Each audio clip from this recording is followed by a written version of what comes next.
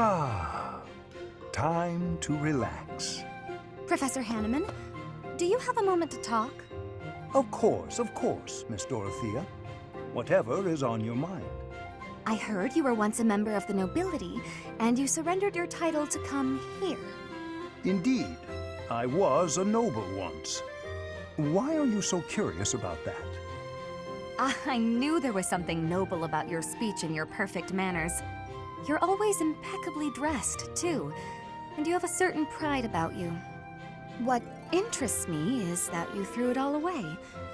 Why? I threw nothing away, child. In fact, by stepping away from its trappings, in my heart I feel closer than ever to the true meaning of nobility. How so? Consider this. At its inception, the concept of nobility assumed that the greatest among the populace would rise to power. In my mind, I believe that means those who value knowledge, those who strive for more and wish to protect and guide their fellow man.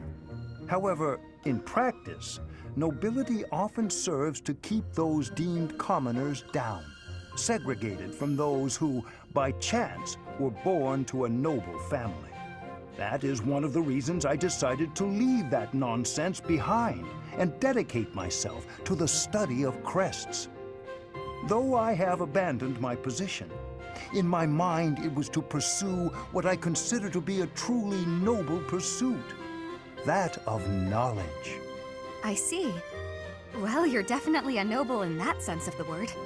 To pursue such admirable ideas without regard for your social position. How wonderful. Pardon? Oh, it's nothing.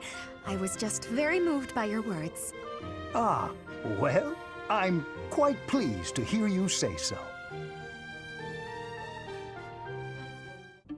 Professor Hanneman, how unexpected. Hello, Miss Dorothea. There is something I would like to ask you, should you have a moment. And whatever would that be, Professor? Ah, it's just some rumor I heard about your prejudice against the nobility.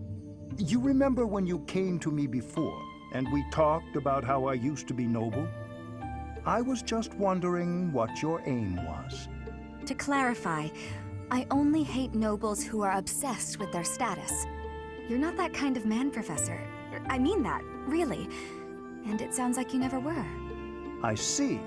But hating nobles obsessed with their status, you must have had some terrible experience in the past. Ah, my apologies. That was rather presumptuous. No, it's fine. As I'm sure you know, I was a highly praised songstress for a time. Before I was a singer, though, I was an orphan. And before that, I was the daughter of a noble's maid. My goodness! From an orphan to a renowned songstress. That is quite a life you have led, Miss Dorothea. Well, I don't remember much of my early years. My father was never there, and my mother was driven out of the noble house where she worked. Before long, she fell ill. I was always alone, and I lived in the alleys of the imperial capital, just trying to survive from one day to the next. I see. Eventually, after I became a singer, I met the nobleman that I think is my father. Oh. He'd had a child with a maid, but the child didn't have a crest. So he threw them both away.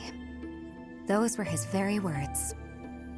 I can't prove that he really was my father, but I suppose it doesn't matter. He didn't know who I was. And when he flirted with me, my feelings were something beyond fury. I was dumbfounded. In truth, I felt that way about all of the nobles who flocked around me, yet would just as easily have tossed me away should it better suit them. You have my most heartfelt of apologies, Dorothea. I am afraid my curiosity has opened old wounds.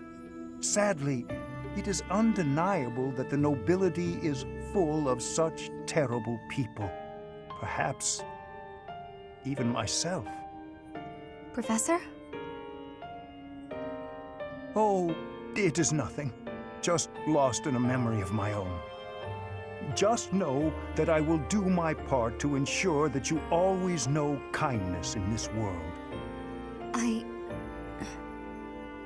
Thank you. Dorothea, my dear, you must be tired from the extended fighting. May I get you anything? Thank you, Professor Hanneman, but I'm fine. You don't appear fine. Make sure not to overexert yourself. The war is not yours alone to fight. You have friends to rely on. We are here for you, always. Thank you, but I really am fine. It's nice to know you're always thinking of me, though. Well, of course. You're like a... Like a what? Nothing. You're a very good friend. That's all. And once the war is over, I want to be sure you have a pleasant life. Is that so? It sounds like you're getting a little ahead of yourself, planning for the end of the war. Ahead of myself? No, I don't think so. Oh? You sounded like you were building up the courage to give me something. Something, small and round and ring-shaped? Uh-huh. A ring, you mean? Well, Oh, no. Am I wrong? I'm so embarrassed. I misunderstood. Oh my! That's what you were thinking. I've misled you. I see now I phrased things just all wrong. I had no other intentions, I swear. I'm sorry. Please forgive me. I could forgive you if you proposed properly. You got me excited, you know? But I haven't. It's okay. I'm just teasing. Don't look so scared. Teasing? Ah, well, of course. It's nice just to know you care about me. Maybe we should talk more about the future in the future. How's that sound? Why, it sounds lovely. Quite lovely.